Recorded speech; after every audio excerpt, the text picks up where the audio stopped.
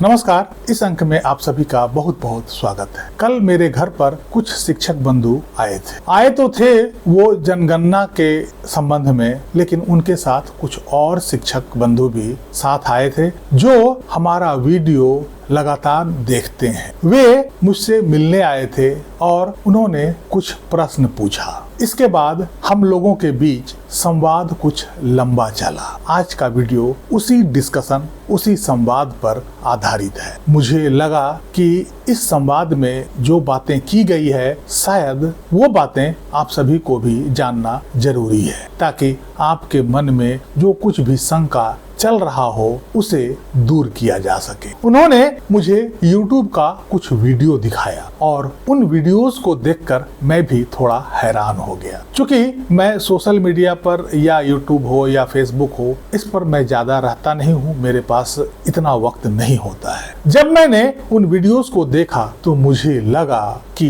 वैसा वीडियो निश्चित रूप से सभी शिक्षक बंधुओं के मन में निराशा उत्पन्न कर देगा और उन्हें हताशा से भर देगा। उन वीडियोस के कंटेंट में जो बातें कही गई थी कि शिक्षकों को टेट से राहत मिलने की सभी संभावना समाप्त हो गई है, सभी शिक्षकों को अब टेट पास करना ही होगा। कोई कह रहा था कि न्यायालय के सभी दरवाजे शिक्षकों के लिए अब बंद सा हो गया है। वहीं कोई कह रहा था कि अब शिक्षकों के पास एकमात्र उपाय क्यूरेटिव पिटीशन ही बच जाता है, बाकी रास्ते उनके लिए बंद हो गए हैं। मुझे तो आश्चर्य तब हुआ कि जो बंदा क्यूरेटिव पिटीशन के बारे में बड़ी बड़ी बातें कर रहा था, उसे क्यूरेटिव पिटीशन का सी का भी जानकारी नहीं है। क्यूरेटिव पिटीशन का क्या आधार है और इसका जिक्र किस कानून के तहत किया गया है, इसका कुछ पता उनके पास नहीं था। यह पिटीशन कब और किस परिस्थिति में लगाया जाता है, इसकी भी उनके पास ठीक जानकारी नहीं थी। बावजूद इसके वे इस संबंध में बड़ी बड़ी बातें कर रहा था। यह तो उसी प्रकार से लगता है जैसे कोई वकील किसी बीमारी का इलाज का सलाह दे रहा हो और कोई इंजीनियर कानून की बारीकियों के बारे में बता रहा हो, कोई डॉक्टर पुल निर्माण के सिद्धांतों को बारीकी से समझा रहा हो। इन वीडियोस को देखने के बाद मुझे यह बात पता चला कि आखिर सभी शिक्षक इतने हताश और निराश क्यों होते हैं और इतना समझाने के बावजूद भी मेरे वीडियोस पर हताशा भरा, निराशा भरा कमेंट क्यों करते हैं। वे निश्चित रूप से ऐसे वीडियोस को देख लेते होंगे। मैं यह जरूर मानता हूं कि शिक्षकों के लिए यह कठिन दौर का समय है। समस्या गंभीर जरूर है, लेकिन मेरी नजर में यह समस्या असाध्य नहीं है। यह ऐसी समस्या नहीं है जिसका निराकरण संभव नहीं है। आज जो ये समस्या शिक्षकों के लिए उत्पन्न हुई है, वो बैठे बिठाए चंद कारणों से उत्पन्न हुई है और जिस दिन वो कारण समाप्त हो जाएगा, शिक्षकों की यह समस्या भी स्वतः समाप्त हो जाएगी। आप सभी ने देखा होगा कि स्पेशल एजुकेटर के लिए भी आज से कुछ समय पहले तक यह एक बड़ी समस्या बनी हुई थी, लेकिन आज वो समस्या उनके लिए समाप्त हो चुकी है। धीरे धीरे यह अन्य शिक्षकों के लिए भी, जिनकी नियुक्ति RTE एक्ट से पहले हुई है, यह समस्या उनके लिए भी समाप्त हो जाएगी। लेकिन इसके लिए आप सभी को अपना संघर्ष जारी रखना होगा। मैं आप सभी शिक्षक बंधुओं से पूछना चाहता हूँ कि आपने अभी तक अपने अधिकार के लिए, अपने हक के लिए कौन कौन सी कानूनी लड़ाई लड़ा है। आप सभी ने मुख्य रूप से एक रिव्यू पिटीशन दायर किया है और जिसमें आपको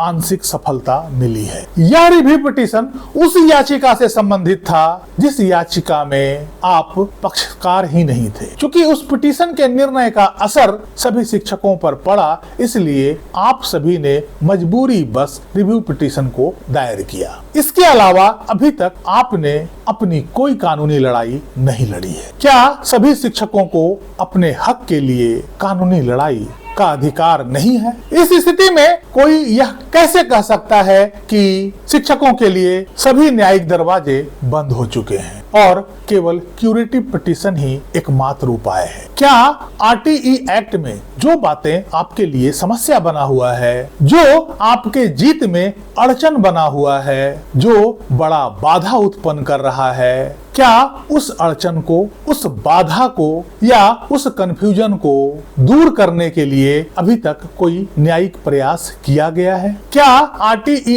एक्ट के सेक्शन 23(2) और उसके दोनों प्रोवाइजो को, जो शिक्षकों के लिए आज रोड़ा बना हुआ है, जो संविधान के आर्टिकल 14 और 16 का उल्लंघन करता है, उसको अभी तक चुनौती दिया गया है? इसका हिंट रिव्यू पिटीशन में जस्टिस दत्ता ने खुली अदालत में भी दिया था, लेकिन उस पर अभी तक अमल नहीं किया गया है।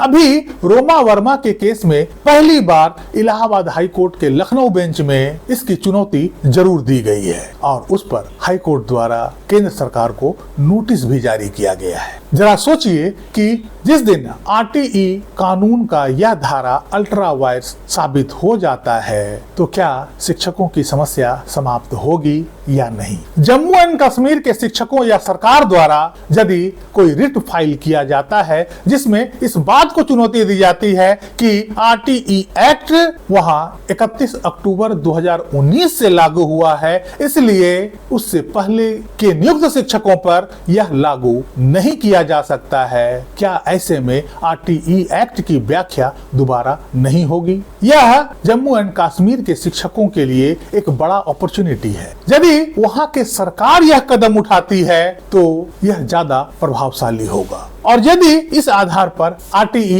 एक्ट की द्वारा व्याख्या की जाती है तब भी इससे देश के सभी शिक्षकों को राहत मिलने की बड़ी संभावना होगी। सुप्रीम कोर्ट का डिवीजन बेंच का ही अब दो निर्णय आपस में टकराव की स्थिति में है। एक निर्णय जो रहबर तालीम केस में दिया गया है जिसमें कहा गया है कि 23 अगस्त 2010 के बाद ही नियुक्त आरईटी शिक्षकों को टेट पास करने की आवश्यकता है। इससे पहले नियुक्त शिक्षकों के बारे में इस संबंध में कुछ नहीं कहा गया है, अर्थात उन्हें टेट पास करने की आवश्यकता नहीं है। दूसरी ओर रिव्यू पिटीशन में समान बेंच के जज ऐसा आदेश देते हैं कि सभी शिक्षकों को टेट पास करने की आवश्यकता है। क्या यह दोनों जजमेंट आपस में अंतर विरोधी नहीं है? क्या यह दोनों में टकराव उत्पन्न नहीं करता है? आखिर आरईटी शिक्षक जिनकी नियुक्ति 23 अगस्त 2010 से पहले हुई है उन पर कौन सा जजमेंट लागू होगा? इस स्थिति में क्या हम इसकी सुनवाई के लिए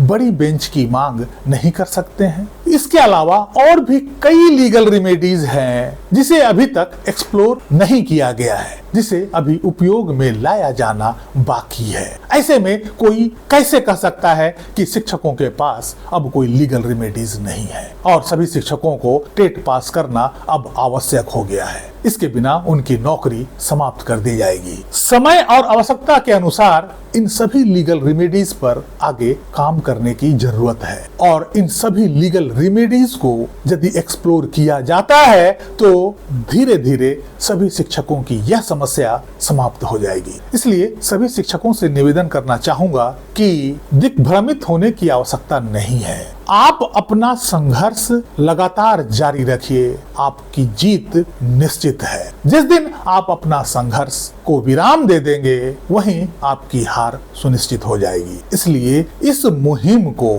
इस संघर्ष को तेजी से आगे बढ़ाना होगा। पहले भी अपने वीडियो में मैंने आप सभी को बताया कि सब कुछ आपके पक्ष में है, वक्त आपके पक्ष में नहीं है और वक्त बदलता जरूर है। जिस दिन यह वक्त आपके पक्ष में होता नजर आएगा उस दिन सभी शिक्षकों को इस संकट से मुक्ति मिल जाएगी। इस अंक में यहीं तक, चूंकि यह संवाद जो उन शिक्षकों के साथ हुआ उससे मैं अंदर से बड़ा बेचैन सा हो गया था, इसलिए यदि वीडियो में आवाज थोड़ी तेज हो गई हो या कहीं मेरा कुछ आवेश झलक रहा हो तो मैं माफी चाहूंगा। लेकिन सत्य यही है, आप अपनी लड़ाई शिद्दत से जारी रखिए, सफलता आपको अवश्य मिलेगी। इस अंक में यहीं तक। कैसी लगी जानकारी कमेंट करके जरूर बताइएगा। वीडियो को लाइक कीजिएगा, चैनल को सब्सक्राइब कीजिएगा। मेरी बात से आप कितना सहमत हैं इस बारे में आप अवश्य लिखिएगा। मिलते हैं कुछ विशेष जानकारी के साथ अगले अंक में।